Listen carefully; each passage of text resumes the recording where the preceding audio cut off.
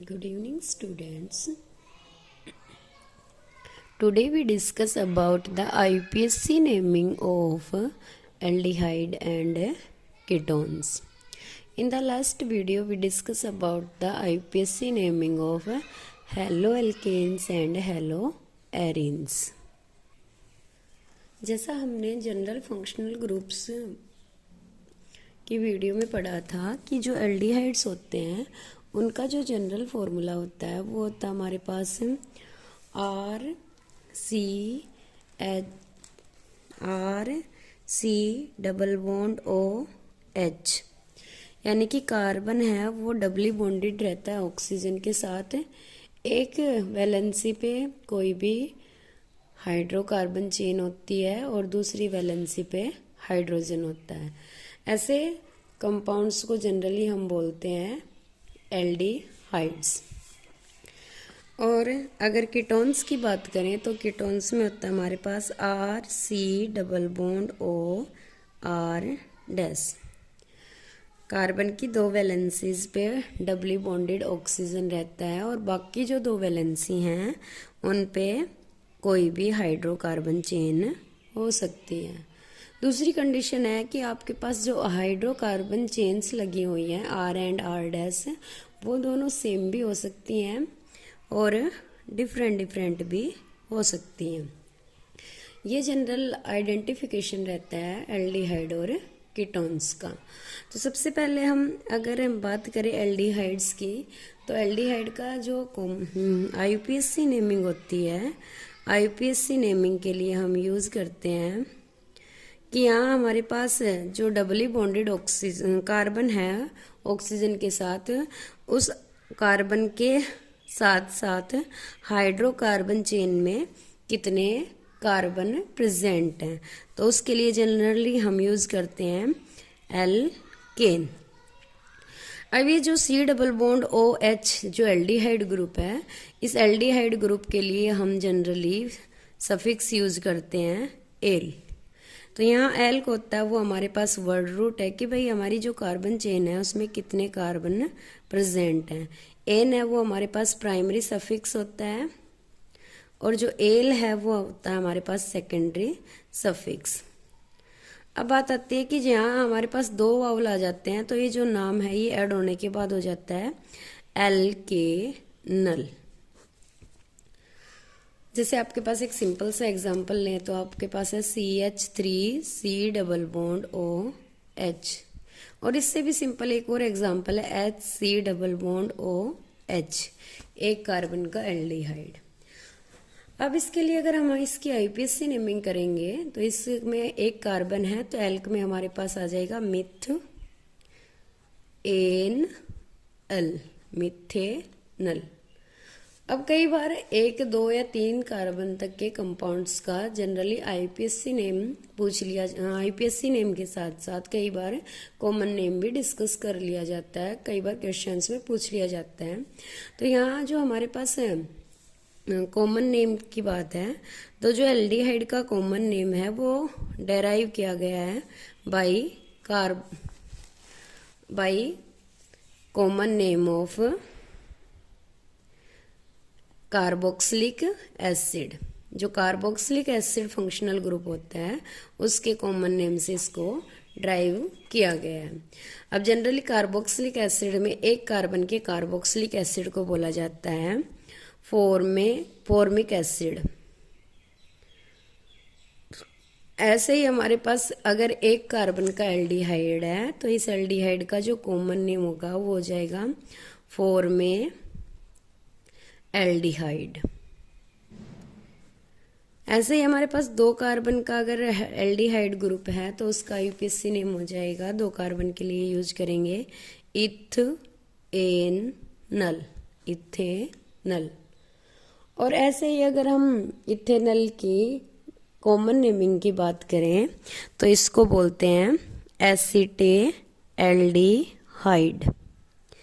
Acetaldehyde. अब बात आती है कि जो हमारा फंक्शनल ग्रुप है एल्डिहाइड, ये हमेशा टर्मिनल पे रहता है। चेन के टर्मिनल पे हमेशा हम अगर चेन में कहीं भी एल्डिहाइड ग्रुप प्रेजेंट है तो चेन के टर्मिनल पे हम क्या रखेंगे, इस एल्डिहाइड ग्रुप को। अगर 3 कार्बन का एल्डिहाइड होगा तो उसको बोला जाएगा प्रोपेनल। ऐसे ही अगर आपके पास ऐसे कोई बॉन्ड लाइन रिप्रेजेंटेशन में आ जाए, ये भाई बॉन्ड लाइन रिप्रेजेंटेशन दे रखी है,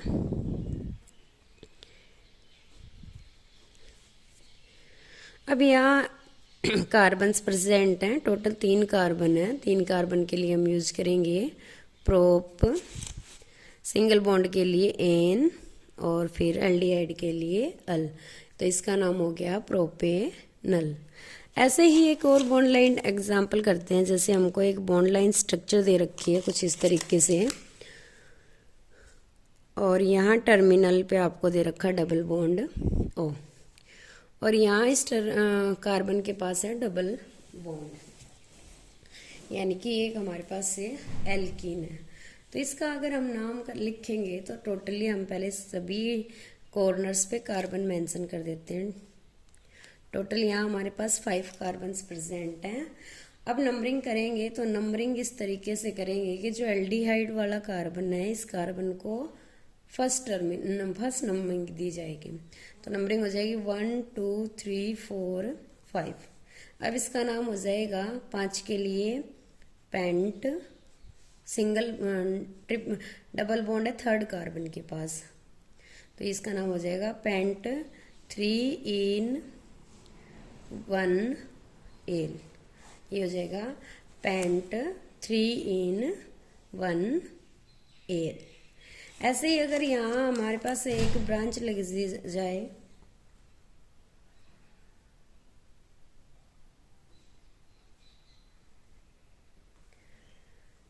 और ब्रांच में एक साइक्लिक पार्ट प्रेजेंट रहे, तो उस केस में इस साइक्लिक पार्ट को भी हम सब्स्टिट्यूएंट की तरह यूज करेंगे। तो 3 पे इन भी प्रेजेंट है और 3 पे एक ये साइक्लिक रिंग भी प्रेजेंट है। तो सबसे पहले साइक्लिक रिंग को ब्रांच की तरह ट्रीट करेंगे और ब्रांच का नाम हम प्रीफिक्स में लिखते हैं। तो इसका नाम हो जाएगा 3 cyclo propyl pent 3 in 1 al, 3 cyclopentyl pent 3 in 1 al. अब जैसे हमारे पास 2 कार्बन की कोई चेन है और दोनों कार्बन हैं वो एल्डिहाइड पार्ट को ही कंटेन करते हैं, तो इस केस में हमारे पास 2 एल्डिहाइड ग्रुप हैं। आईपीएससी नेमिंग जब करेंगे 1 2 कार्बन की चेन है, 2 कार्बन के लिए हम यूज करेंगे इथेन 1 2 डाई एल, यानी कि जो हमारे पास 2 कार्बन है दोनों पे क्या लगा हुआ है, एल्डिहाइड। अब कई बार क्या होता है कि मान लो एक चेन है और चेन के तीनों ही कार्बन, 3 कार्बन की चेन है और तीनों ही कार्बन पे एल्डिहाइड ग्रुप लगा हुआ है।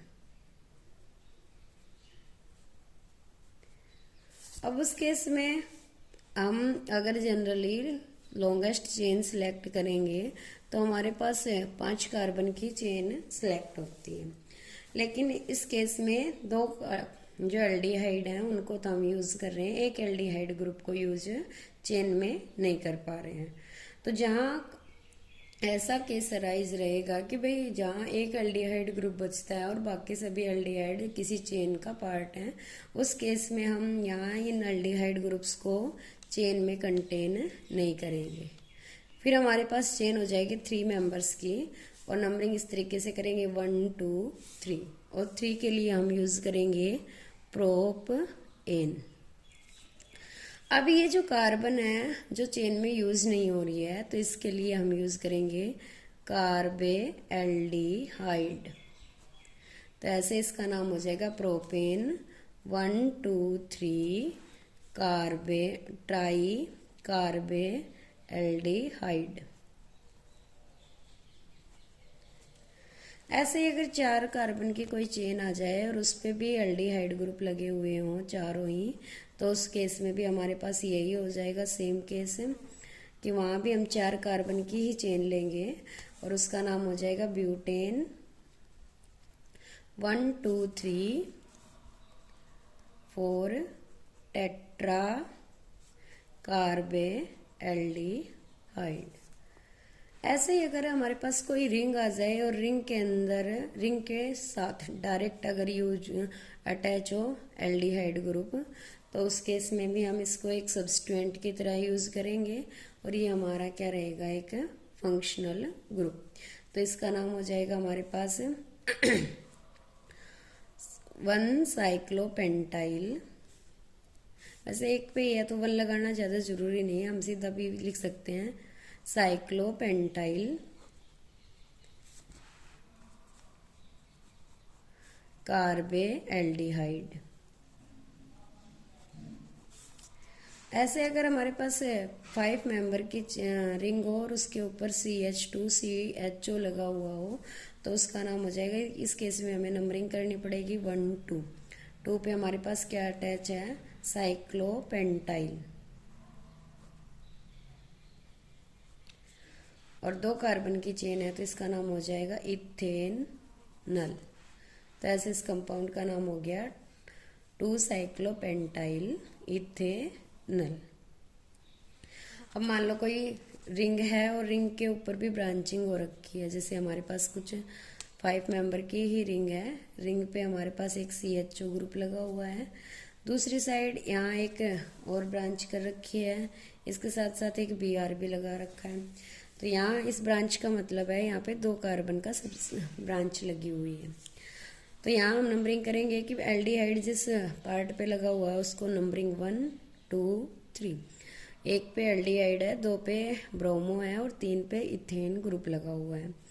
तो यहाँ इसको लिखेंगे 2 ब्रोमो, क्योंकि ब्रोमो भी और चेन भी दोनों ही सब प्रीफिक्स की तरह यूज किए जाते हैं। तो ब्रोमो का बी पहले आता है, तो अल्फाबेटिकल ऑर्डर के अकॉर्डिंग ब्रोमो पहले लिखा गया। 3 ethyl cyclopentyl cyclopentane carbaldehyde.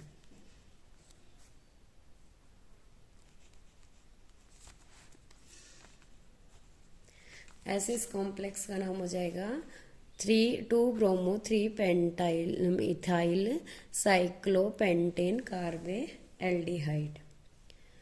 Okay, thank you. Next video में हम डिस्कस करेंगे IUPAC नेमिंग ऑफ कीटोन्स।